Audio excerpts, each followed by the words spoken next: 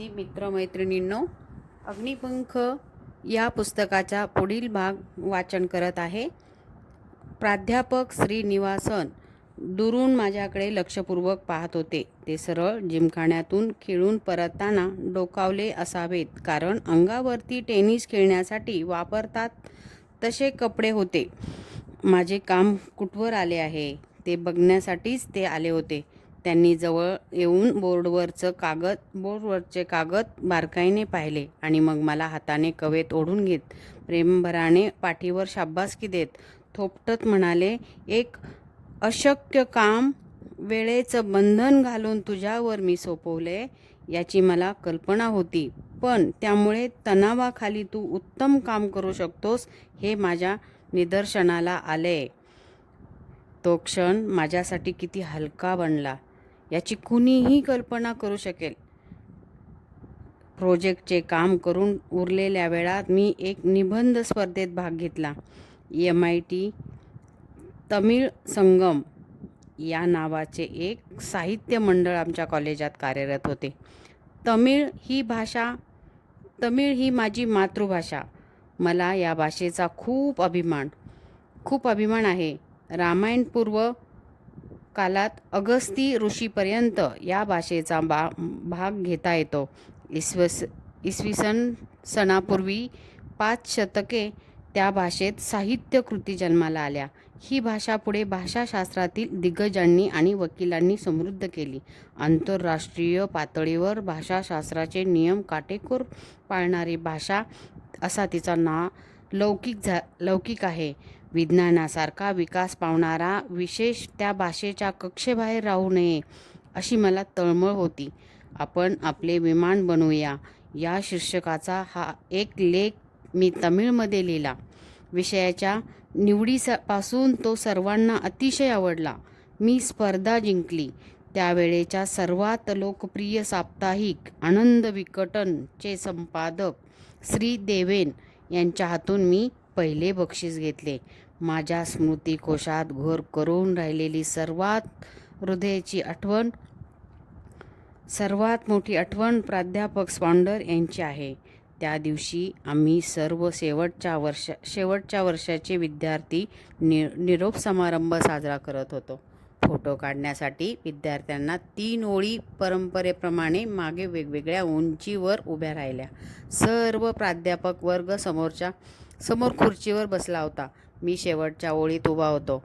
एकाएकी प्राध्यापक स्पॉन्डर उभे राहिले आणि मागे वळून शोधल्यासारखे पाहू लागले. माझ्याशी नजरानजर होताच त्यांनी म्हटलं, "खाली ये आणि माझ्या शेजारी पुढे बस." त्यांच्या या निमंत्रणाने मी आनंदात बुडून गेलो. "तू माझा सर्वोत्कृष्ट विद्यार्थी आहेस. भविष्यात तुझ्या कार्यक्षमतेने आणि सतत उद्योगात राहायच्या वृत्तीमुळे तू तुझ्या गुरुजनांचे नाव उज्ज्वल करणार आहेस." त्या मनमोकळ्या स्तुतीने मी लाजून गेलो. पण माझ्यातल्या गुणांची ती पावती होती. मी सुखावलो आणि प्राध्यापक स्पॉन्डर यांच्या शेजारी बसून फोटो काढून घेतला. "देवाची तुझ्यावर सदैव कृपादृष्टी असू दे. तुझ्या भविष्यातील वाटचालीला त्याच्या कृपेचा प्रसाद उजळू दे." फारसे न बोलणारे प्राध्यापक स्पॉन्डर यांनी या शब्दात मला निरोप दिला. "देवाची तुझ्यावर सदैव कृपादृष्टी असू दे. तुझ्या भविष्यातील वाटचालीला त्याच्या कृपेचा प्रसाद उजळू दे." या शब्दात मला निरोप दिला. MIT मधून मी हिंदुस्तान एरोनॉटिक्स लिमिटेड या बेंगलोरमधील संस्थेत प्रशिक्षणार्थी म्हणून रुजू झालो. विमानाची देखभाल करणाऱ्या, त्यांना काटेकोरपणे सुस्थितीत ठेवणाऱ्या टीममध्ये माझा समावेश झाला होता. ते काम खूप काही शिकवणारे होते. इतके दिवस वर्गात शिकवलेले, पुस्तकात वाचलेले प्रत्यक्षात आचरणात आणून तपासण्यात एक वेगळाच आनंद होता.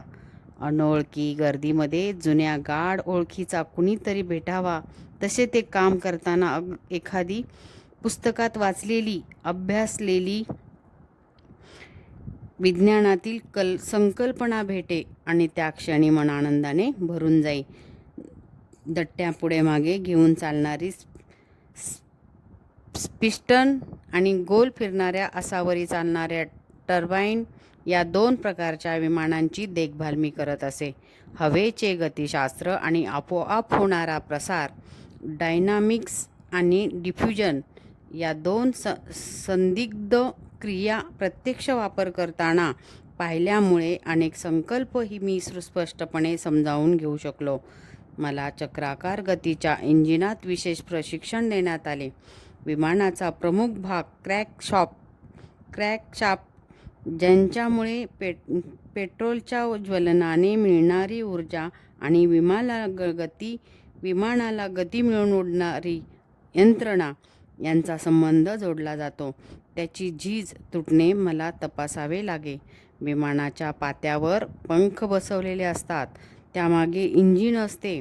त्यांची अचूक मोजमापे मला द्यावी लागत. हवेचा दाब उत्पन्न करून विमान तरंगते ठेवले जाते आणि मग ऊर्जा पुरवून त्याला वेग दिला जातो. विमानाचा वेग नियंत्रित करणारी यंत्रसामग्री उघडून मी तपासणी करू लागलो. विमानाची शक्तिशाली टर्बो इंजिने सुरू झाली की प्रचंड वेगाने पंखे गरगरू लागतात. त्यासाठी विशिष्ट पद्धतीने हवेचा पुरवठा करावा लागतो. तीही यंत्रणा तपासू लागलो. विमानाच्या पात्यांची बांधणी हा एक महत्त्वाचा घटक आहे. हवेचे नैसर्गिक झोत वरच्या वातावरणात असतात. त्याचा उपयोग उडण्यासाठी करून घेता येतो. त्या दिशेने झोताची ओढ असेल तिथले इंजिन हळूहळू बंद करून तो झोत उडण्यासाठी वापरणे याला फेदरिंग म्हणतात. झोताची दिशा बदलली की हवेतच इंजिन चालू करून पूर्वस्थितीत आणावे लागते, याला अनफेदरिंग म्हणतात. याचा योग्य वापर करून कमीत कमी ऊर्जा उड्डाण चालू असताना वापरता येते. तसेच विमान उतरवताना इंजिन विरुद्ध दिशेला फिरवून हळूहळू वेग कमी करावा लागतो. त्यासाठी रिव्हर्स प्रोपेलिंग करावे लागते. या सर्व प्रत्यक्ष उडण्याच्या क्रियेशी संबंधित अशा यंत्रणांचा अभ्यास करणे खूप आव्हानात्मक तसेच आनंद देणारे होते. हवेच्या झोतांच्या दिशेशी विमानांचा पात्याचा होणारा कोन, त्यावर नियंत्रण ठेवणे हा नाजूक कौशल्याचा भाग आहे.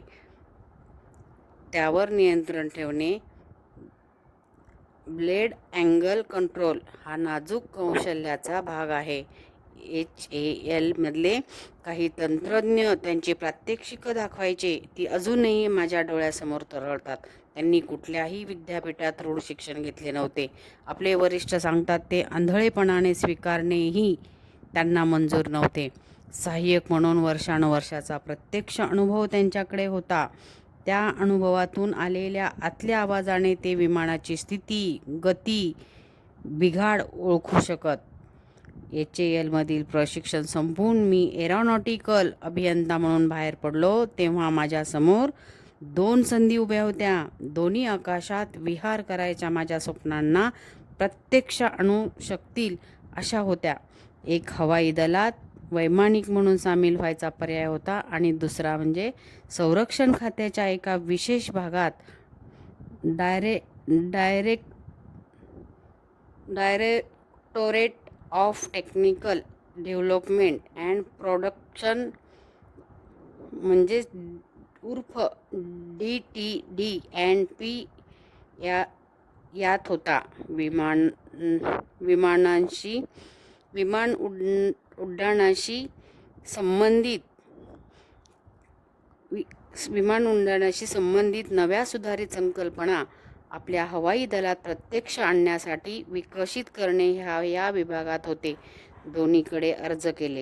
मी दोन्हीकडेही अर्ज केले. एकाच वेळी मागे पुढे मला मुलाखतीला बोलावण्यात आले. हवाई दलाची डेहराडूनला आणि DTD&P यांची दिल्लीला मुलाखत होती.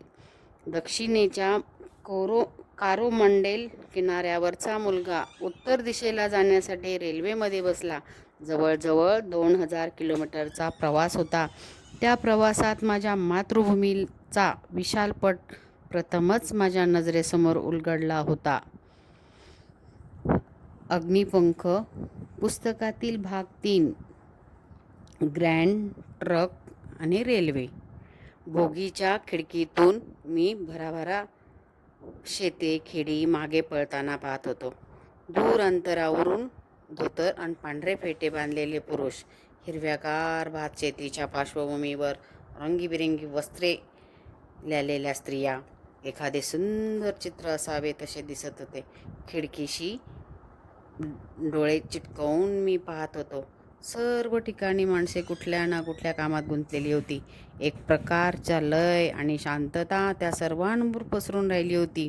गुरे हाकणारे शेतकरी, नदी नाल्यावरून पाणी वाहून नेणाऱ्या स्त्रिया, क्वचित एखादे उत्साही पोरगे आनंदाने धावत येऊन हात हलवत धावणाऱ्या रेल्वेगाडीकडे बघून टाटा करत राही.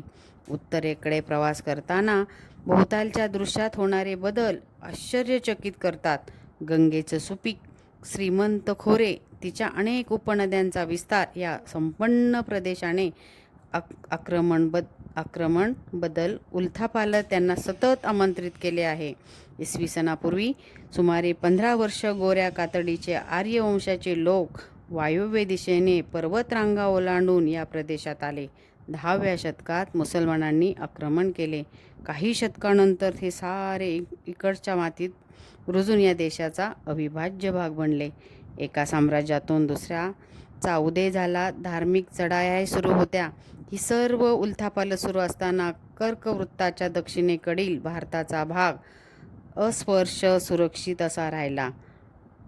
सातपुडा पर्वतराजी जणू ढाल बनून त्या भागाचे संरक्षण करत होत्या. नर्मदा, तापी, महानदी, गोदावरी, कृष्णा यासारख्या नद्या आणि त्यांच्या उपनद्या यांनी आपले जाळे विणून निमुळत्या होत गेलेल्या भारतीय द्वीपकल्पाला अभेद केले.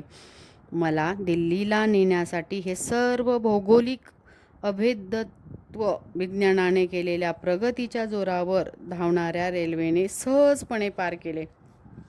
दिल्लीला मी आठवडाभर राहिलो. प्रसिद्ध महान सुफी संत हजरत निजामुद्दीन यांचे हे गाव. माझी DTD&P मधील मुलाखत चांगली झाली. प्रश्न अगदी नेहमीचेच होते. माझे विषयाचे ज्ञान पारखण्याचे आव्हान त्या प्रश्नामध्ये मुळीच नव्हते. तिथून पुढे मी डेहराडूनला गेलो. तिथे हवाई दलाची निवड समितीची पुढे मुलाखत झाली. त्या ठिकाणी बुद्धिमत्तेपेक्षा ज्ञानापेक्षा व्यक्तिमत्वावर अधिक भर दिला गेला. त्या नोकरीत शारीरिक क्षमता आणि वागण्यातील शिष्टाचार यांना अधिक महत्त्व देत असावेत. मी एकाच वेळी उत्तेजित, उत्सुक होतो आणि थोडा घाबरलोही होतो. मुलाखत चांगली होईल असा आत्मविश्वासही होता. तरी कुठेतरी धाकधूक वाटत होती, ताण होता. 25 उमेदवारांपैकी 8 जणांना घेणार होते आणि माझा नंबर 9 आला. ती यादी पहिली. तरी माझ्या हातून हवाई दलात सामील व्हायची संधी निसटली. हे कळायलाही मला थोडा वेळ लागला. कसाबसा मी त्या कचेरीतून बाहेर पडलो आणि समोरच्या कड्यावरती जाऊन उभा राहिलो. दूरवर खाली एक तळे चमचमत होते. पुढचे दिवस कठीण आहेत असे मनाला वाटत होते. मला स्वतःलाच काही प्रश्नांची उत्तरं शोधायची होती आणि पुढे काय करायचे हेही ठरवायचं होतं. तिथून मी पुढे ऋषिकेशला आलो. गंगेच्या पाण्यात उतरून आंघोळीचा आनंद लुटला. तिथून टेकडीवर थोड्याच अंतरावर वसलेल्या शिवानंद आश्रमात गेलो. आत गेल्याबरोबर मला वातावरणात कसल्या तरी जोशपूर्ण लहरी जाणवल्या. तिथे अनेक साधू समाधी अवस्थेत बसलेले होते. साधू पुरुष मानसिकदृष्ट्या वेगळ्या पातळीवर असतात, तंद्रीत असतात. त्यांना काही गोष्टी अंतर्ज्ञानाने कळू लागतात. माझ्या निराश मनस्थितीत माझ्या मनातल्या काही प्रश्नांना ते उत्तर देऊ शकतील असा मला विश्वास वाटला. मी तिथे स्वामी विवेक शिवानंदांना भेटलो. त्यांच्याकडे पाहिल्यावर भगवान बुद्धांची आठवण व्हावी तसे त्यांचे रूप आहे. पांढरे स्वच्छ धोतर, खडावा घातलेली त्यांची घाळ गोरी मूर्ती आणि अंतरंगाचा ठाव घेणारे काळेभोर डोळे, लहान मुलासारखे निर्व्याज हास्य मी भारल्यासारखा पाहत राहिलो. माझी ओळख करून दिली. माझ्या मुसलमान नावाचा उल्लेख झाल्यावरही त्यांनी काही प्रतिक्रिया व्यक्त केली नाही. मी पुढे काही बोलणार तोच त्यांनी माझ्या अंतरंगात चलणाऱ्या दुःखाविषयी चौकशी केली. माझी निराशा, अस्वस्थता निराश अवस्था त्यांनी कशी ओळखली हे त्यांनी सांगितले नाही, मीही विचारले नाही. पण त्यांना मग माझ्या अयशस्वी मुलाखतीबद्दल सांगितले. भारतीय वायुसेनेत दाखल होऊन माझी खोलवर जोपासलेली आकाशात उडण्याची इच्छा आता अपुरी राहणार हेही बोललो.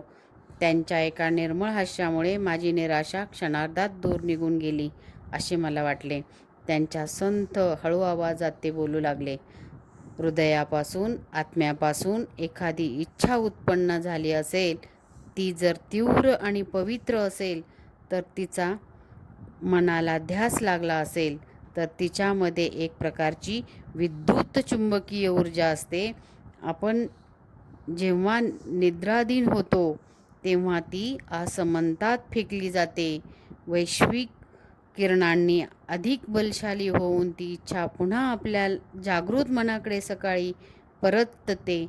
अशी जर ती वर्धित होत गेली, तर ती नक्कीच आपला प्रभाव दाखवेल. युगानुयुगाच्या या वचनावर तू विश्वास ठेव. रोज सकाळी सूर्य उगवतो, ग्रीष्मानंतर वसंत अवतरतो. हे जितकं अटळ आहे, तसे अशी इच्छा पूर्ण होणे हेही अटळ आहे. जेव्हा शिष्य तयारीत असतो, तेव्हा गुरु प्रकट होतो. हे बोल किती खरे आहेत. वाट चुकलेल्या माझ्यासारख्या शिष्याला त्या क्षणी गुरुची गरज होती आणि खरेच गुरु भेटला. नियतीचा स्वीकार कर आणि आयुष्याच्या सोबतीने पुढे जा. हवाई दलामध्ये तू वैमानिक होणे हे नियतीला मंजूर नाही. तू नक्की कोण होणार आहेस हे नियतीने अजून उघड केलेले नाही, पण ते ठरलेले आहे. अपयश विसरून जा.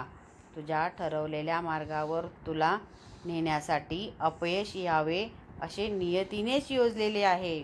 तुझ्या अस्तित्वाच्या खऱ्या हेतूचा तूच शोध घे. अंतर्मनात डोकावून पहा. त्याच्याशी एकरूप हो. देवाच्या इच्छेच्या स्वाधीन हो. स्वामींनी सांगितलेले मला अंतःकरणापासून भावले. दिल्लीला परतून मी इथल्या मुलाखतीचा निकाल पाहायला गेलो, तर माझ्या हातात नेमणूक पत्रच ठेवण्यात आले. वरिष्ठ वैज्ञानिक अधिकारी म्हणून 250 रुपयाच्या मूळ पगारावर दुसरे दिवशीपासून मी रुजू झालो. हीच तर माझी नियती असेल, तर मी ती स्वीकारायला हवी. मग माझ्या मनाला शांती मिळाली. हवाई दलात स्वीकृत झाल्याची निराशा, कडवटपणा निचरून गेला आणि ते 1958 साल होतं. मला तंत्रज्ञान केंद्र, सिव्हिल ऑव्हिएशन या ठिकाणी प्रथम नेमण्यात आले. मी जरी प्रत्यक्ष विमान उडवू शकत नसलो, तरी त्या उडण्यासाठी योग्य बनवण्याचे काम करू लागलो. पहिल्याच वर्षी मी एका स्वप्नातील लढाऊ विमानाचा आराखडा बनवला. त्यासाठी तिथे एक अधिकारी आर. वरदराजन यांची मदत घेतली. विभाग प्रमुख डॉक्टर नीलकंठन यांनी त्याबद्दल माझी प्रशंसा केली. मला विमानाची देखभाल करणे शिकवण्यासाठी aircraft and armament testing unit Kanpur येथे पाठवण्यात आले. त्यावेळी तिथे नॅट MK1 या विमानाच्या वेगवेगळ्या हवामानासाठी करण्यात येणाऱ्या चाचण्या चालू होत्या. त्या विमानाच्या उड्डाण क्षमतेच्या, यंत्राच्या कार्यक्षमतेचे मूल्यमापन करणाऱ्या त्या चाचण्यामध्ये मी सहभाग घेतला. कानपूर त्या काळीही गजबजलेले शहर होते. औद्योगिकदृष्ट्या पुढारलेल्या शहरात माझे प्रथमच वास्तव्य होत होते. अतिथंड हवा, गर्दी, गोंगाट, दूर रामेश्वरमच्या अगदी विरुद्ध अशा वातावरणात रमणे मला कठीण जात होते. रोज नाश्त्यापासून रात्रीच्या जेवणापर्यंत बटाट्याचा असह्य मारा असायचा. गर्दीत असूनही सभोवतालचा प्रत्येकजण एकाकी वाटायचा.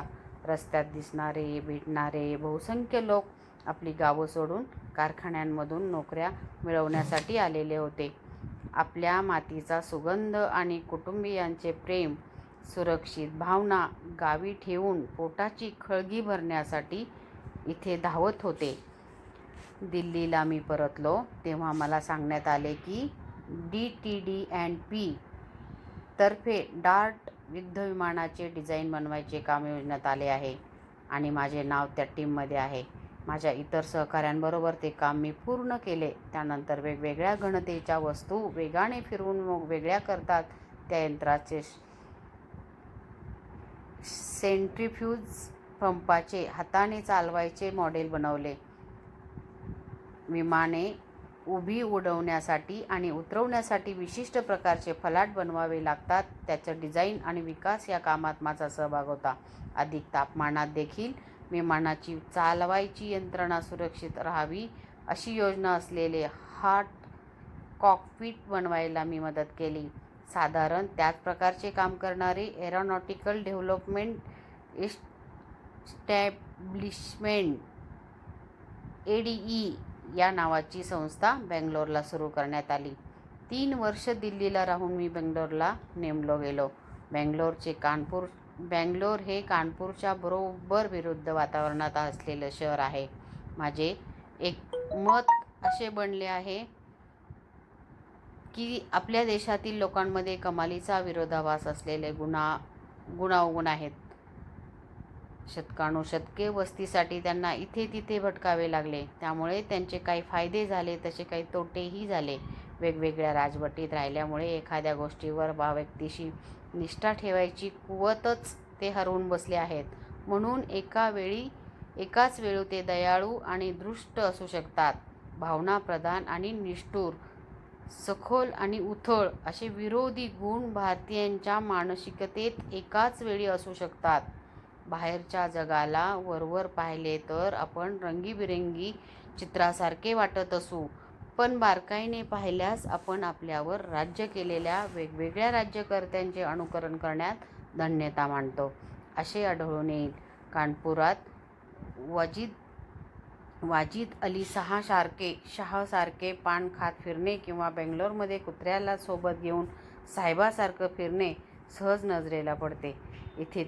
इथे देखील मी रामेश्वरममध्ये असलेली शांती, जीवनाबद्दलची सखोल जाणीव शोधत राहिलो. इथल्या मातीचा इमान राखणारा भारतीय आपल्या हृदय आणि बुद्धीमधील नाते हळूहळू हरवतो आहे. शहरीकरणाच्या वेगामुळे पारदर्शक गावं पण लयाला जात आहे. त्या शहराची संस्कृती तो आपलीशी करत आहे. बेंगलोरमधल्या माझ्या संध्याकाळी बागांमधून फिरण्यात आणि बाजारात निरुद्देशक फेरफटका मारण्यात व्यतीत होत आहे. ADE हा नवीन विभाग असल्यामुळे पहिल्या वर्षी फारसे ठोस काम समोर नव्हते. मला स्वतःला काम निर्माण करून मग करावे लागले. मग हळूहळू व्याप वाढू लागला. जमिनीवर असताना विमानाची जी यंत्रणा काम करते तिची मला सखोल माहिती होती. तिच्या आधारावर संपूर्ण स्थानिक साधने वापरून हॉवरक्राफ्ट डिझाईन करून ते विकसित करायचे असा एक प्रकल्प आम्ही चालू केला. हॉवरक्राफ्ट हे वाहन तळाशी एक विशिष्ट दाब असलेली हवेची तशी उशी तयार करते आणि त्यावरून पुढे जात पाण्यावर, खडकाळ जमिनीवर असे ते कुठेही संचार करू शकते. आम्ही वैज्ञानिक सहाय्यक या पदाचे 4 जण टीममध्ये होतो. आमचे डायरेक्टर डॉ. O.P.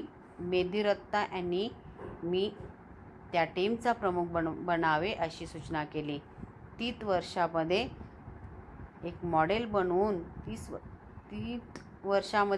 बनवून आम्ही ते चालवून दाखवायचे होते. आमच्या एकत्रित कुवतीपेक्षा हा प्रकल्प कठीण होता. एखादे यंत्र पूर्ण बांधायचा आमच्यापैकी कुणालाच अनुभव नव्हता. हॉवरक्राफ्ट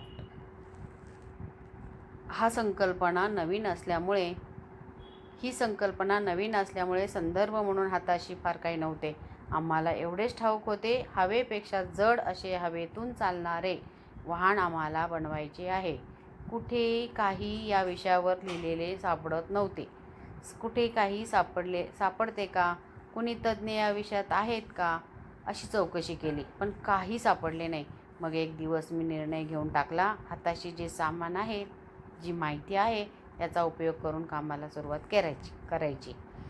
एक पंखाशिवाय हलके धक्के न खाता पुढे जाऊ शकणारे वाहन बनवायचे आव्हान माझ्यापुढे होते. मनामध्ये असंख्य कल्पना स्फुरू लागल्या. हॉवरक्राफ्ट आणि एअरक्राफ्ट या शब्दामध्ये यमक मला आश्वासक वाटले. या क्षेत्रातील सर्वात प्रोत्साहन देणारी गोष्ट मला आठवली. राईट बंधूंनी आकाशात विमान उडवण्यापूर्वी 7 वर्ष सायकली दुरुस्त केल्या होत्या आणि अचानक स्वतःलाच उमजले, या प्रकल्पात माझ्या कल्पनाशक्तीला वाव मिळणार आहे, बुद्धीची कसोटी लागणार आहे. मग मी ड्रॉइंग बोर्डपाशी उभे राहून काही महिने घालवले, प्राथमिक आराखडे बनवले आणि त्यानुसार साधनांची जमवाजमव सुरू केली.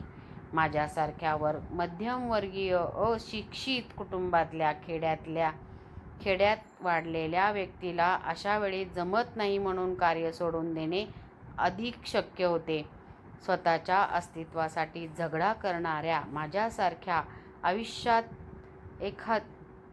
माझ्यासारख्याला आयुष्यात एखादे मोठे स्थित्यंतर घडल्याशिवाय यश मिळवणे शक्य नव्हते. माझ्यासाठी संधी आपोआपच उत्पन्न होणे शक्य नव्हते. मला उमजत होते, माझ्यासाठी मीच संधी निर्माण करायला हव्यात. एक भाग, लहान लहान उपयंत्रणा बनत गेल्या. पायरीने प्रकल्प आकाराला येऊ लागला. या प्रकल्पावर काम करताना मी शिकलो, एखादी नवी संकल्पना मनाने आत्मसात केली की आधीच्या कल्पनांकडे पाहायचा दृष्टिकोन बदलून जातो. त्या काळात श्री व्ही. के. कृष्ण मेनन भारताचे संरक्षण मंत्री होते. आमच्या या प्रकल्पामध्ये त्यांना मनापासून रस होता. भारताच्या संरक्षण खात्याच्या वाहनामध्ये या प्रकल्पाचे यश क्रांती घडवून आणेल असा त्यांचा विश्वास होता. बेंगलोरमध्ये आले की आमची प्रगती पाहण्यासाठी ते आवर्जून वेळ काढत. आम्हालाही त्यामुळे नवा उत्साह मिळे. जिथे प्रत्यक्ष उभारणीचे काम चालू होते तिथे जाताना मी माझ्या प्रश्नांना, विवंचनांना बाहेर ठेवून मगच पाऊल टाकत असे. माझे वडील मशिदीत नमाज पाडण्यासाठी जाताना आपले पायातले जोडे बाहेर ठेवून जायचे. तसेच आमच्या प्रकल्पाबद्दलही JEM बद्दल श्री कृष्ण मेननना जशी खात्री होती तशी अनेकांना नव्हती. असलेल्या साधनातून आमची नव्या प्रयोगाची तयारी चालायची. त्यांची कित्येक वरिष्ठ अधिकारी, माथेफिरू संशोधक आणि त्यांचे संभाव्य स्वप्न म्हणून संभावना करीत. मी त्यांच्या तिरकस संधानाचे खास लक्ष होतो. हवेत उडणे म्हणजे माझे क्षेत्र आहे असे वाटणारा मी खेडवळ आहे, अशी वाग्बाणींनी माझ्या आशावादी मनाला उलट आधार वाटायचा. त्यांच्या शब्दांनी विरुद्ध होण्याऐवजी मी मनामध्ये जॉन टाउनब्रिज यांनी राईट बंधूवर केलेली व्यंगात्मक कविता आठवायची. अंगुस्तान आणि दोऱ्यासह मेण आणि हातोडी, बकल आणि खिळेमोळे जिज्ञासू वापरतात. असल्या सगळ्या गोष्टी समोर 2 वटवाघळे नमुना आणि कल्पक मने, कोळशाची शेगडी, लोहाराचा भाता. या ओळीतील वक्रोक्ती मी आठवत असे. 1 वर्षानंतर मी कृष्ण मेनन नेहमीच्या भेटीसाठी आले. मी स्वतः त्यांना प्रत्यक्ष उभारणी चालू होती त्या जागी घेऊन गेलो. सगळे भाग खोलून ठेवलेले होते. वर्षभराच्या अथक परिश्रमाचे मृतरूप जणू समोर तुकड्यांमध्ये मांडून ठेवले होते. प्रत्यक्ष युद्धभूमीवर वापरता येण्याजोगे हे वाहन बनणार होते. संरक्षण मंत्र्यांनी माझ्यावर प्रश्नांची फैर झाडली. मी त्यांना उत्तरे देत होतो. सगळी त्यांनी ऐकून घेतली आणि डॉ. मेदिरत्नाकडे वळून मी म्हणालो, कमालनी जे बनवले आहे त्यावरून JEMचे हॉवरक्राफ्ट बनणे शक्यतेच्या कोटीतील गोष्ट वाटते आहे. शंकराचे वाहन नंदी असे समर्पक नाव त्या वाहनासाठी मुकर्रर करण्यात आले. वाटेत आलेले सगळे अडथळे ओलांडून भगवान शंकराचा हिमालयातला संचार नंदीमुळे सुखत होतो. हाती असलेल्या उपकरणातून जे प्रत्यक्ष तयार झाले होते ते नेटके करणे, त्याला सुरेख फिनिश आणणे आमच्या आवाक्याबाहेरचे होते. मग मी माझ्या सहकाऱ्यांना सांगितले, हे काही मूठभर विक्षिप्त माणसांनी बांधलेले उडणारे वाहन नाही, तर समर्थ इंजिनियरनी बनवलेले आहे. हे पाहण्यासाठी बनवले नसून त्यात बसून उडण्यासाठी बनवले आहे. संरक्षण मंत्री श्री कृष्ण मेनन यांनी नंदीमध्ये बसून प्रत्यक्ष उडण्याची इच्छा व्यक्त केली. त्यांच्या सुरक्षा अधिकाऱ्यांनी नम्रपणे विरोध करून पाहिला.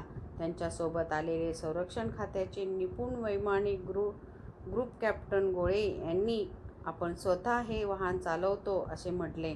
आम्ही आधीच आत बसलो होतो. माझ्यासारखा अनुभवी